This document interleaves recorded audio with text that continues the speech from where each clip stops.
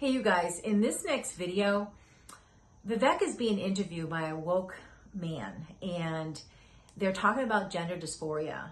And I love everything that Vivek is saying to help this guy understand why it's a bad thing. Listen to what he shares. The one thing I will leave with you on this too, and you seem like I appreciate your reasoned approach here to having a conversation, something I don't always get, is if gender dysphoria is such a condition of suffering, and I believe it is, in the rare instances in which it occurs, why on earth are we now going out of our way to create more of it?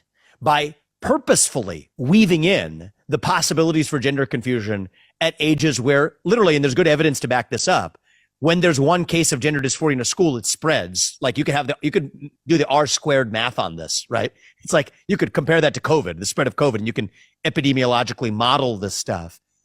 Yes, this is actually having an effect that we're going out of our way to create a condition that we say creates more suffering. I'll give you one example in New Hampshire, where I travel frequently.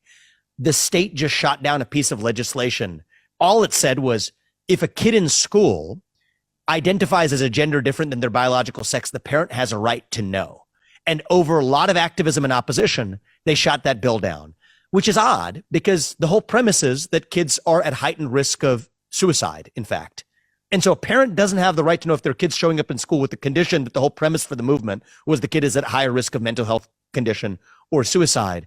It says there's something else going on here. Yeah, right? This is not compassion. We talked about one of those laws recently. I expressed the same concern, which is I understand the two forces here. The idea of we don't necessarily want to, quote, out a child that is not ready or maybe outed into an unsafe home environment on the one hand, the other side being exactly what you're saying. So I think all of these issues are more complicated than both and David, sides. Before we rock and roll, not on this, but on just a synthesis of this conversation, I just feel, I'm on a mission to lead not a political party, but a nation. But what frustrates me, and it does frustrate me, is that I see a lot of, and I know this world, man. Like I came from it, right? I graduated from the top of my class at Harvard. I've been through Yale Law School. I'm working at a hedge fund in New York. Like, let's just get real here. Like, I know you.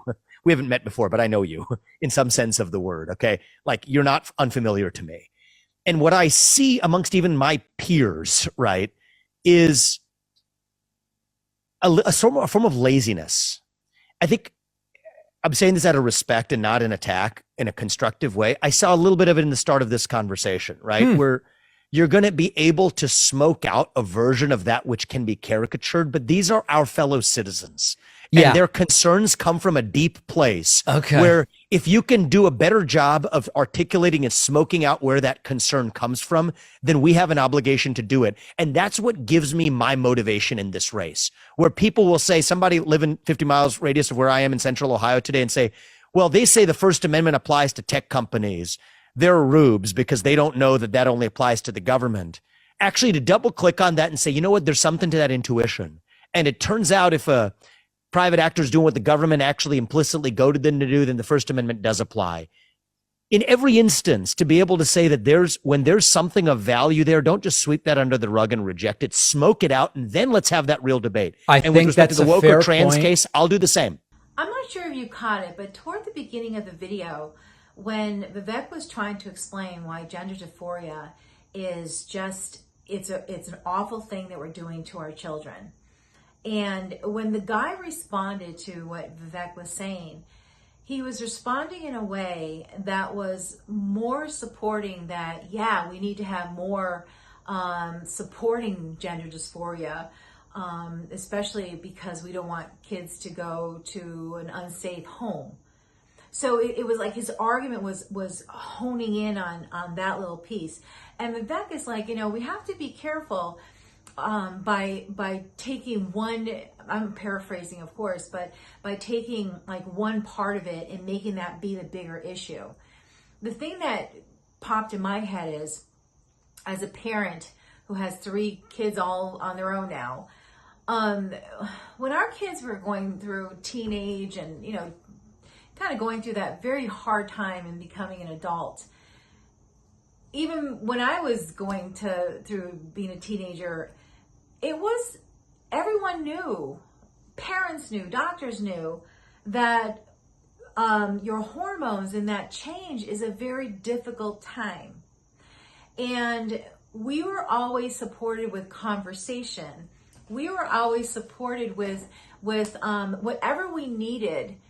And if it was something that like we felt we wanted to do or say or whatever, we were supported in a way that allowed us to be safe, allowed us not to be so extreme that's going to really hurt us long term. Like, I just remember that me growing up and raising my kids, it's what you did. And what's happening now is, if a child is confused about their gender and they're going around saying in school that they're a girl when they were born a boy, they're suggesting that it's okay to hide that from parents because of the small percentage of chance that if parents knew, their home might be unsafe. They're ignoring the fact that there are more families out there, more parents that want to be there for their child if they're suffering like this, and get them the mental health support that they need, so that if that is at the end their decision, it's not going to be done at 5, 6, 7, 8 years old when they're just too young to make that big decision. And that is what Vivek is trying to point out with this guy.